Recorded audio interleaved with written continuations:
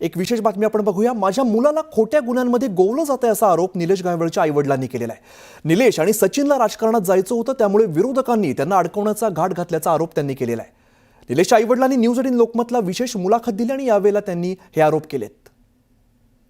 त्यांना राजकारणात उभा राहायचंय, निवडून यायचे आमच्या गावाकडे, तर म्हणून ही सगळा घाट घातलाय। खोटा काढल्या त्याला एवढ्या मोठ्या 7 समुद्राच्या पार चढून देते ना, मनात चढून येते ना।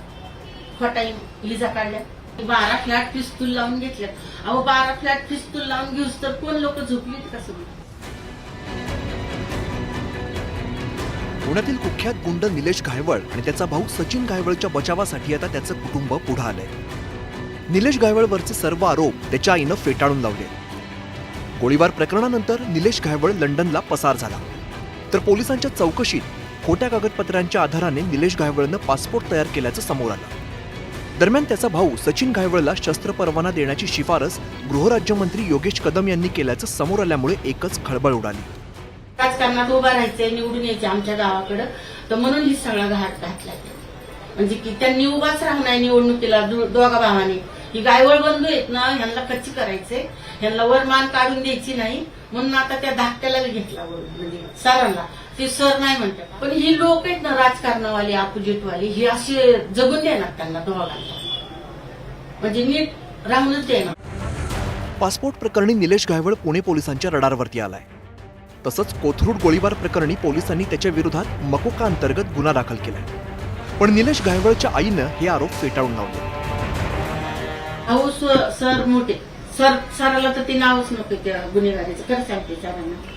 आता भाऊने तर ती भोगले ना, म्हणून समजा भाऊच्या डोक्यात समजा असतं थोडंसं असं। आणि आता त्याने वकिलाकडून जेच कडून सगळं पुरा येऊन सगळे नील केलेत केस, सगळे एकदम सुनील केले।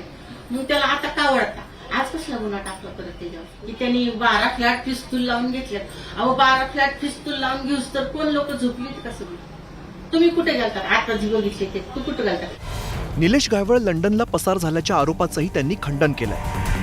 आता निवडणूक आली म्हणून ही सगळा घात घातला। आणि जेव्हा निलेश भाऊ लंडनला गेले तेव्हा माझ्या हाताने मी त्याला वाट लावली, हाताने म्हणजे मी उभा राहिलेली जाताना, आणि ती इजा बिजा काढलेली सगळे पुरावे बिरे सगळे घेऊन गेला आणि म्हणतात पळून गेलाय।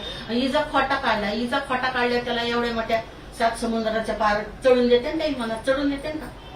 खोटा इजा काढल्या चढून देत नसतात ना, सारखं म्हणायचं पळून गेला म्हणल्यावर आता मी राग येतोय मला, पण मी कुणाला म्हणू?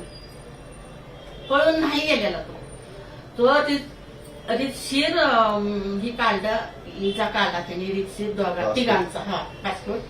खोटा नाही, काय नाही किंवा चूक नाही, पण ह्यांनी उठवलंय चुकीचा काढला आणि पळून गेला, लंडनमध्ये फरार झाला। आता लंडन मधून पण आणि दुसरीकडे कुठेतरी गेला असं होतं। निलेश गायवळ हे त्यांच्या मुलाला भेटण्यासाठी लंडनला 9 सप्टेंबर पासून ते बाहेर गेलेले होते।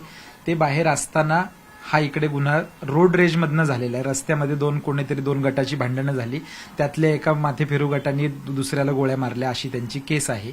असं असताना निलेश गायवळचं नाव ह्याच्यामध्ये गोवलं जाणं हा मुद्दा आम्ही चॅलेंज केलेला आहे। निलेश आणि सचिनवर खुनाचा प्रयत्न, अपहरण अशा गंभीर गुन्ह्यांची नोंद आहे, पण त्याच्या कुटुंबानं काही वेगळाच दावा केलाय। मंत्रालयात गेला, शिंद्यांकडं कुणाकडे बी गेला, समजा चांगल्या राजकारणावाल्याकडं, की ह्यांनी स्टेटस टाकायचे की त्याचं बबल करायचं। अरे निलेश गायवळ, गुंड निलेश गायवळ ह्याच्या संघ फिरते, आज शिंदेच्या मंत्रालयात गेलाय, आज कुठं दादांच्या कुठं त्या ह्याच्यात वनाच्या तिथे गेलाय, ह्याच्या संघ फोटो काढलाय, तो गंदेकर का कोणतो आणतोय की पुरावे तसं उठवले माझ्या बाळाचं, असं नका उठू। निलेश गायवळच्या टोळीची पुण्यात दहशत काही लपून राहिलेली नाही। नुकतेच त्याच्या साथीदारांनी किरकोळ कारणातून एकावरती गोळीबार केला होता। या प्रकरणी पोलिसांनी शोध सुरू केला खरा, पण निलेश गायवळ काही त्यांच्या हाती लागला नाही आणि तिथूनच निलेश आणि त्याचा भाऊ पोलिसांच्या रडारवरती आले। वैभव सोनवणे, न्यूज 18 लोकमत, पुणे।